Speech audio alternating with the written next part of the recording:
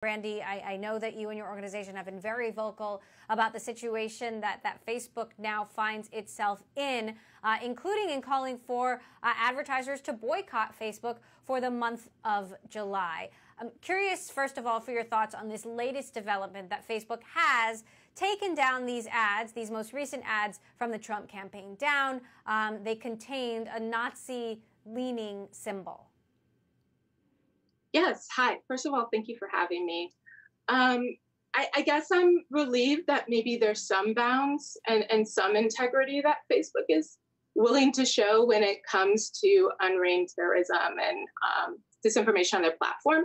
However, that is not enough. We've seen a lot of ways in which they have failed the process of democracy, the ways in which they've let white nationalist groups thrive on their platform, the ways in which they've allowed hate speech and a number of issues and have censored activists, and the ways in which they've shown time and time again that when it actually comes to ensuring that their platform can be used as a free marketplace of ideas, they're actually not willing to do what it takes to ensure that people are safe on and offline. So it's good that they made this one step, but they have so much further to go, and they know it. You're calling on advertisers to halt ad buys on Facebook in July, and you say that companies don't do this will be, quote, staying silent in what has finally become a global charge to end anti-Blackness in every setting of our lives. Why do you think advertisers should be doing this, and what's the reaction you've gotten from advertisers so far? Yes, so I think what we're dealing with right now is this moment globally where people are paying attention to the role of corporations in our lives, whether you're talking about Facebook or any other corporation.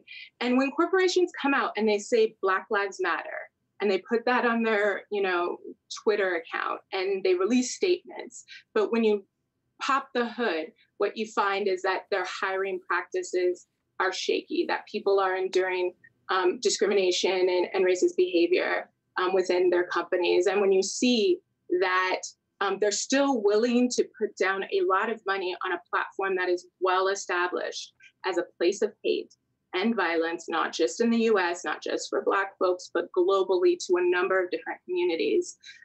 We don't think it's that much to ask that they really put their money where their mouth is. If you care about Black lives, this is one way that you could do this right now. Now, you've been involved in a number of successful accountability campaigns, getting Bill O'Reilly's show taken off the air at Fox, getting R. Kelly dropped from RCA. What do you actually want Facebook to do here? What would accountability actually look like to you? I think there's a lot of layers to that. We have been working with Facebook for years on a civil rights audit. In the next few weeks, they will drop their final installment, laying out the changes that they've made and the changes that they've yet to make, and their intentions on how they're going to ensure their platform is safe. We've consistently called for permanent civil rights infrastructure that is really looking at the harms in their platform across all different planks, not just from a policy standpoint, but implementation, engineering, product, et cetera. And so we want to see that they have a permanent skin in the game when it comes to ensuring that people are safe. But we're also quite clear that we're not going to fully get there when left in the hands of a corporation. It's always going to be one step forward, two steps back. And for everything we know, there's a lot we don't. And so we're calling for government regulation. We think there's a huge role to play right now for government. And so nothing short of regulation, breakup, we've called for a data protection agency, a number of different things will actually get us to the Facebook that I think everybody in the world deserves. So what kind of regulation are you calling for? I mean, you think Facebook should be broken up, and how? Yeah, I mean, what we could start with spinning off WhatsApp and Instagram, or even just banning their ability to do mergers when they've, or to get new companies when they've already shown to be a bad actor. I think it's kind of ridiculous, to be honest, that last year they received the largest fine in history of the FTC, billions of dollars in fines for bad behavior. And then this year, within the last month, they've been able to acquire Giphy. They've been able to sort of continue on their merry way. We would like to see more from the FTC. We, again, have called for a data protection agency and an entity. I think it's clear in government that there's not enough sort of expertise, knowledge, and resources to really deal with what we're seeing unfold across social media platforms. And so we've joined Congresswoman Gillibrand in calling for a data protection agency. I also think that we need to have stronger privacy regulation. Once upon a time, the FCC passed one of the strongest privacy rules of the road that we've ever seen. And immediately that was blown up by Congress. And so we think they can go back to the drawing board and really start to deal with third-party data mining companies, ensure our privacy. There's a number of things that we could see government do in this moment.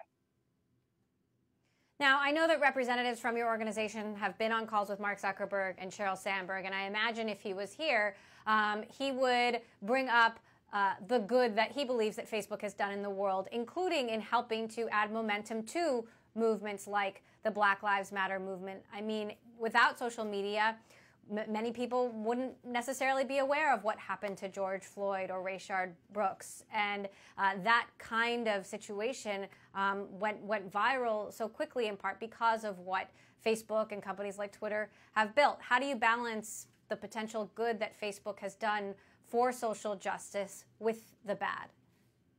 So first of all, I want to be clear. I think people have done work for social justice. And so whether it's people using the tools at our disposal to show what's happening to us, organizing globally through a number of different channels, really working to center justice in our fights. It's the people power, whether you're talking about here, whether you're talking about Ukraine, India, or any number of places where we're fighting for freedom. The platforms have been helpful, yes, in the initial days. However, what we've seen over time, as more and more it's become about access to ad data, about, understanding so much about our lives, around, having a large data footprint, whether you're on their platform or not. We've seen a lot of ways in which democracy has been broken in the Philippines, in the US, in Brazil, in a number of spaces. We've seen so many problems, and we've seen them turn a blind eye, even when they're handed information from people within their own companies. And so do I think that technology is great and wonderful and progress is great and we should invest in great technology? Yes. Do I think that tech companies or CEOs, any corporation or anyone should be able to operate without any level of accountability or integrity? No, I don't. And I think we've seen with Facebook and other tech companies that they can't be trusted.